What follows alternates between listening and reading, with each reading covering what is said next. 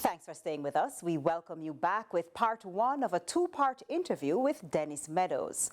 The recently removed Trelawney Northern caretaker opens up in this exclusive interview about the lessons learned following his controversial lottery scamming remarks on the campaign trail.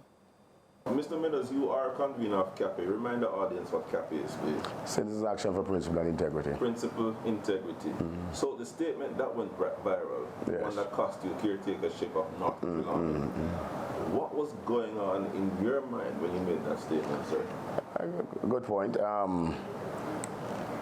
It was, quite frankly, a desperate attempt to rescue a campaign that was corruptly awashed with cash in terms of monetary inducement, buying votes.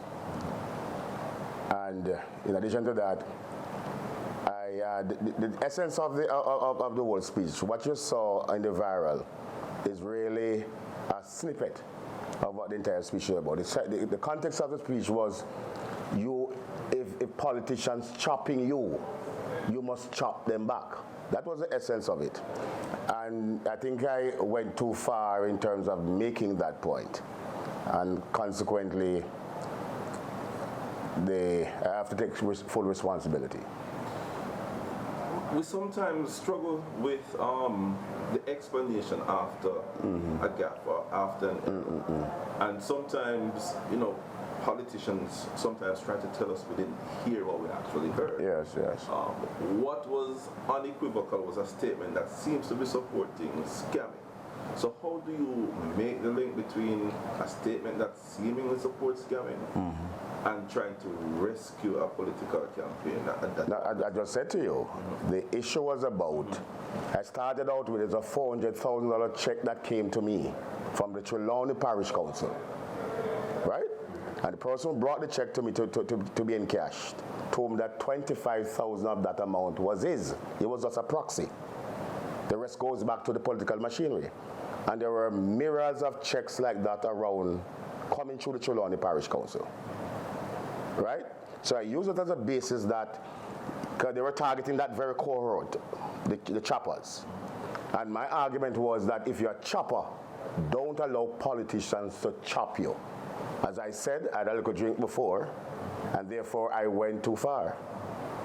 I'm not seeking to justify it. I want to go back to the actual statement where you said it. I know what I said. You don't have to go back to it.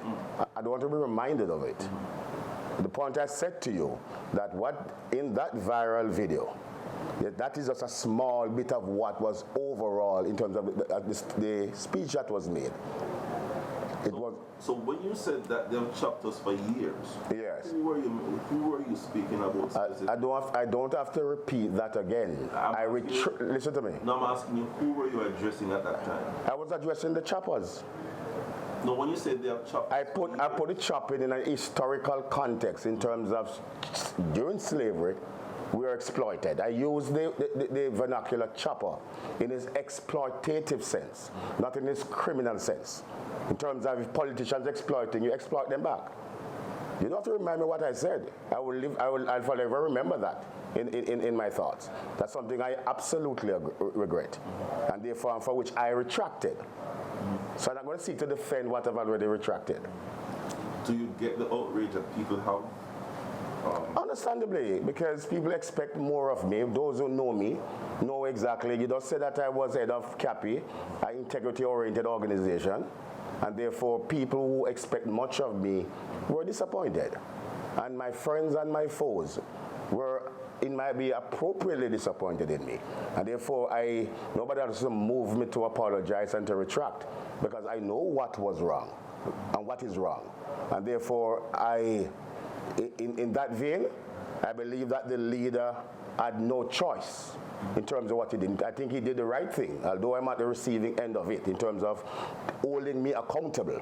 That is, in my view, is a noble action and demonstrates, in my view, that the People's National Party is an organization of integrity. I could have gotten away what I said where I was elsewhere. I would have gotten away with that. In this organization, it demonstrates the fact that the leader holds me accountable. And I will hold myself accountable by apologizing and retracting. In fact, quite frankly, I'd rather given a chance to resign. However, the leader, given the situation and the exigency of the time, took the appropriate action.